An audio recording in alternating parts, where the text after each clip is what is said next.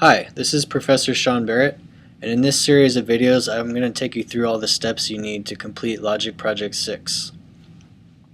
So the first thing I'll need to do is create some tracks to work with.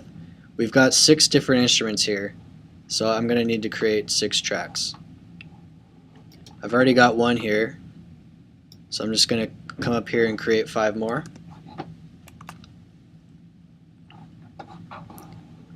So now I've got 6 tracks to work with here. I'm going to create some regions to start with, and I like to set my command click tool here to a pencil tool. That way I can just hold down command and quickly get a pencil.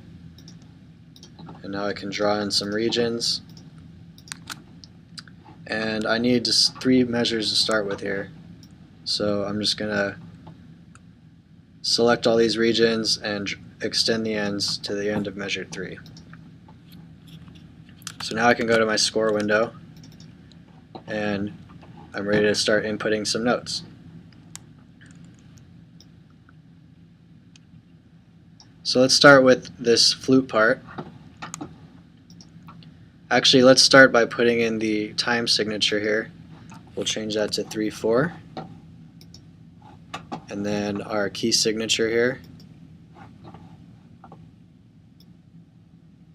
E flat. Okay. So I'm going to use the step input keyboard to input notes here. So if you notice, the flute part starts with a quarter note rest.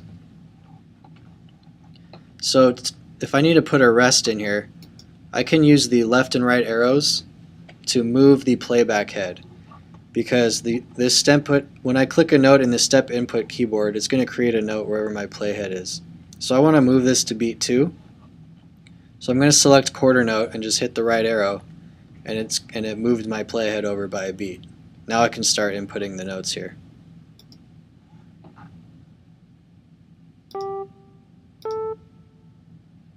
So I start out with some 1/8 notes. Now I need a dotted quarter note. So I'm going to select the quarter note, and here's the dot. Now notice how it doesn't display right away as a dotted quarter note. That's because interpretation is on, and so it's going to display that as a half note until I put in the next note. Now I need to select, for this note, I need to let Logic know that I want it to sustain. So I need to click this button that says sustain inserted notes. There we go. Now it's showing the full length of the note that I inputted. Now I need another quarter rest, so I'm going to click the quarter note, hit the right arrow, and now I can put in that last half note. Okay, now I'm ready to move on to the next part. But before we do that, I don't need a grand staff here, so let's just change this staff style from piano to just a treble clef. Now my next instrument is a B flat clarinet, and that's a transposing instrument. So let's start out by changing this staff style. I need to select a transposing staff style, but you won't find B flat clarinet, so instead we want to use trumpet in B flat. And it will still work because the transposition is the same. They're both B flat instruments. You'll see that now it's displaying this part in the key of C.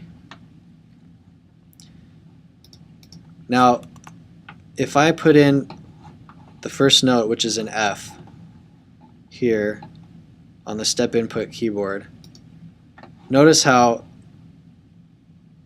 what is written is a G. That's because for the clarinet to play that F, it needs to, in order for us to hear that F, the clarinet would have to play a written G. So this can make it a little more difficult to input the notes from the keyboard.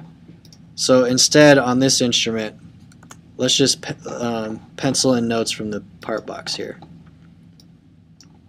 So I'm going to grab a half note, pencil in that first F. There we go. Now I need a quarter note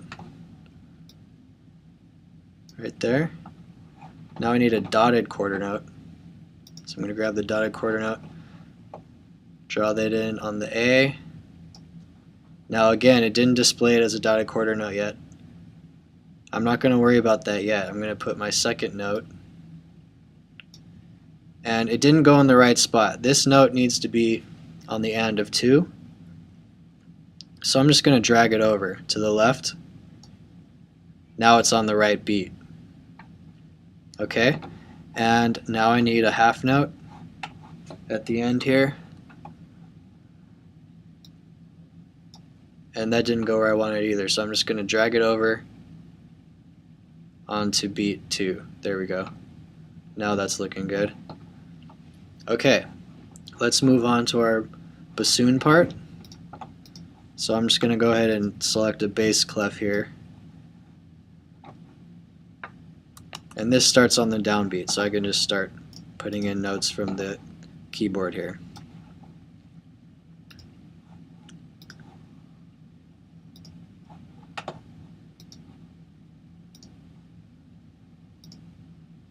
And again, I have to click this sustain inserted notes button.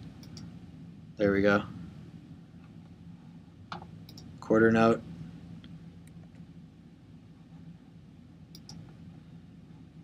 And the B flat. There we go.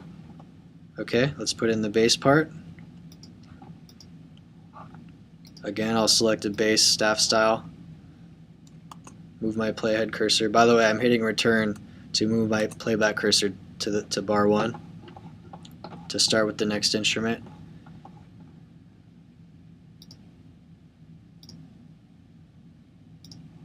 Need a dotted quarter here. Now I need a quarter note. Now notice how this note is an 8th note tied to a dotted half note. So I don't want to think about this graphically. These are not 2 separate notes. This is 1 note. So I don't want to create an 8th note and then create a dotted half and then draw in a tie. Logic is going to take care of this tie for me. So I'm just going to create a quarter note here on that B flat. So see how Logic automatically created the tie for me? But this note still isn't long enough. This note needs to be tied to a dotted half note. So I can edit that here in the score window. I'm going to go up to View, Duration Bars, Selected Notes. That gives me a little bar here that I can drag and extend the end of that note. There we go. Now it looks right.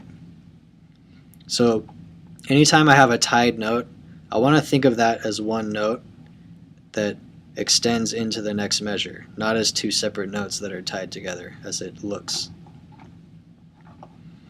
Okay, now for this next part, the rhythm part here, I want to use a staff style that's called lead sheet. So I'm going to change this staff style here to lead sheet.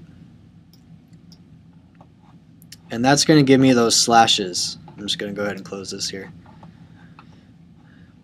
So now I automatically have these slashes here on the part. So that takes care of the first measure, but now I need to put in these slashed notes here in the second and third measure. So I'm just going to drag these in from the part box. Start with a dotted quarter here. There we go. Then I need a quarter note. And that didn't land on the right beat. I want that on the end of 2. So I'm just going to drag that over. Now I need 1 more note on the end of 3. So this time I'm going to hold Option and just copy this note over instead of penciling in a new note. There we go. I don't want that natural, so I'm just going to hit Option, down arrow. There we go. Now it's on the B flat. And again, I just need to extend the length of this note here. So I'm going to grab that bar, drag it over. There we go. Now I don't want normal note heads on this.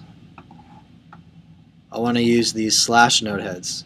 So I can drag that in like this, That'll change it, or I can just grab all these notes and use the pencil tool and change them all at once. So now we've got our notes inputted. The next thing we need to do are input the notes for the SATB part. So if you've gotten this far, go ahead and move on to the next video where we will do that and explain the polyphonic staff style that is required to display this properly.